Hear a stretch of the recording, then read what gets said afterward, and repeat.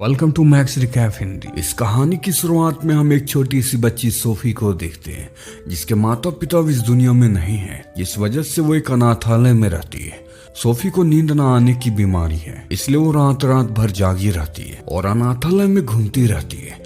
Sophie के साथ वहाँ जितने भी बच्चे होते हैं, उनका मानना होता है कि रात को एक झोली वाले बाबा आते हैं और बच्चों को उठाकर अपने साथ ले जाते हैं और उन्हें मारकर खा जाते हैं। अब एक रात जब सभी सो रहे होते हैं, तब सोफी को विंडो के पास से कुछ आवाजें आती है।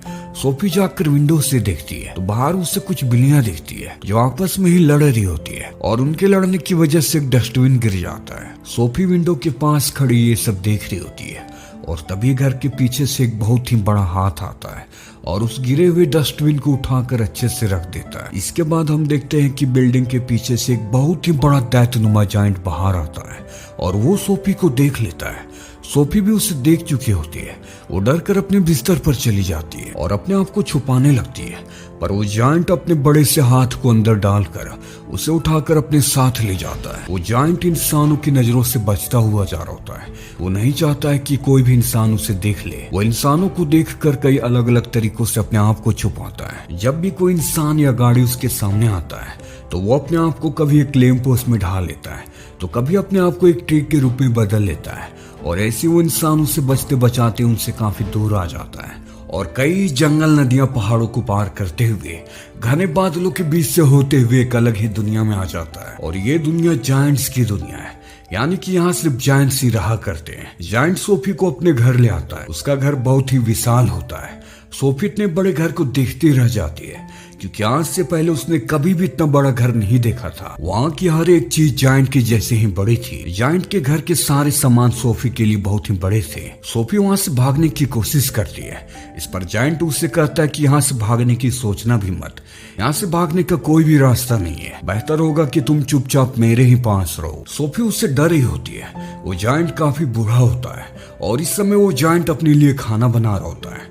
वो सोफी को अपने पेन पर रख देता है और कहता है कि मुझे बहुत ही जोरों की भूख लगी है। भूख के मारे मेरी जान ही निकल रही है। सोफी को लगता है कि वो उसे ही खाने वाला है। तब सोफी को और भी जायंट्स की आवाजें सुनाई देती है। वो उस बूढ़े जायंट से पूछती है कि क्या यहाँ तुम्हारे अलावा भी और भी जायंट्स हैं? इस पर वो बूढ़ा जायंट उससे कहता है कि जी हाँ, बिल्कुल है, और वो भी बहुत ही खतरनाक है। वो कैनिबल है। वो इंसानों को जिंदा चबा जाते हैं, उनके खाले नोच डालते हैं। मैं तो कुछ भी नहीं हूँ उनके सामने। वो तो मुझसे भी काफी बड़े और ताकतवर हैं। ये सुनकर सोफी काफी डर जाती है। वो जायंट से पूछती है कि क्या आप भी मुझे खाने वाले हो? वो जायंट कहता है कि नहीं, मैं इंसानों को नहीं खाता, मैं इंसानों को मार डालता हूँ।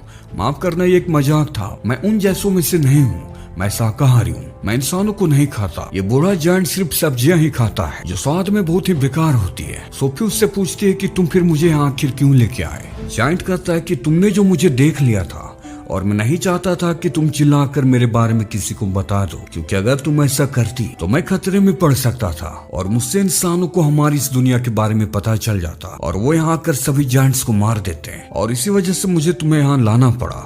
और अब से तुम जान लो कि यही तुम्हारा अपना घर है। तुम्हें जिंदगी भर मेरे साथ ही यहीं रहना होगा। सोफी कहती कि नहीं, मैं यहाँ नहीं रह सकती, मैं यहाँ से भाग जाऊंगी। इस पर जायंट उससे कहता है कि ये गलती भूल कर भी मत करना।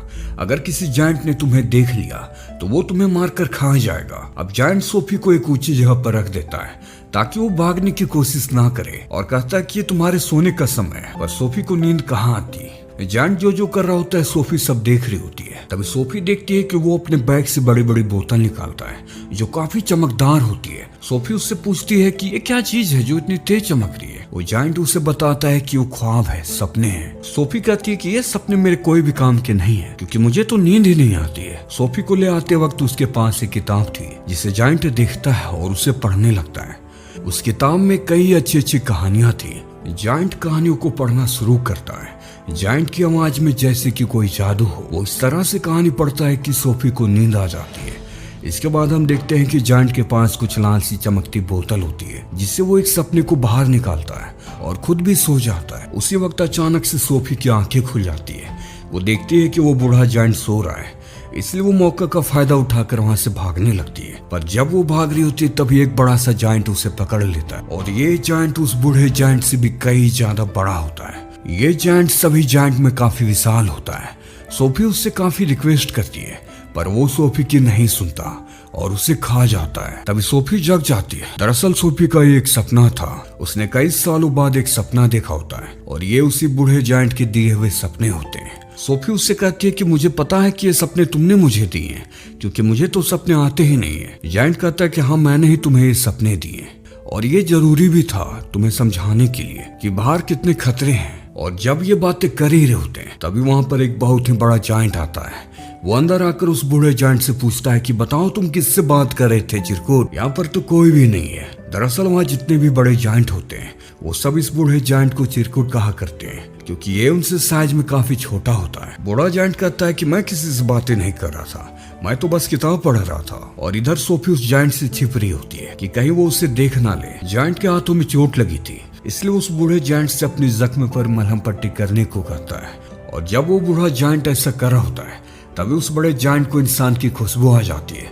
वो कहता है कि तुमने मुझसे झूठ बोला, यहाँ जरूर कोई इंसान है। वो सोफी को चारों तरफ ढूंढना शुरू कर देता है। सोफी को पता होता है कि वो बड़े जायंट सब्जियां नहीं खाते, इसलिए वो एक कक्कड़ भुज्जे के अंदर चली जाती है ताकि उसकी खुशबू उसे ना मिले। वो जायंट जब उस सब्जी को सूंघता है तो उसे सब्जी की खुशबू आज कुछ अलग ही आ रही होती है, क्योंकि उसमें जो सोफी है वो सब्जी की ऐसी खुशबू पाकर उसे खाने जाता है। अभी बूढ़ा जायंट देख लेता है कि उस सब्जी के अंदर सोफी है, इसलिए वो उस जायंट को अटकाने लगता है और कहता है कि ये सब्जी खराब हो चुकी है, तुम भूल गए क्या तुम्हें सब्जी पसंद नहीं है, उसकी स्वाद कितनी बेकार होती है।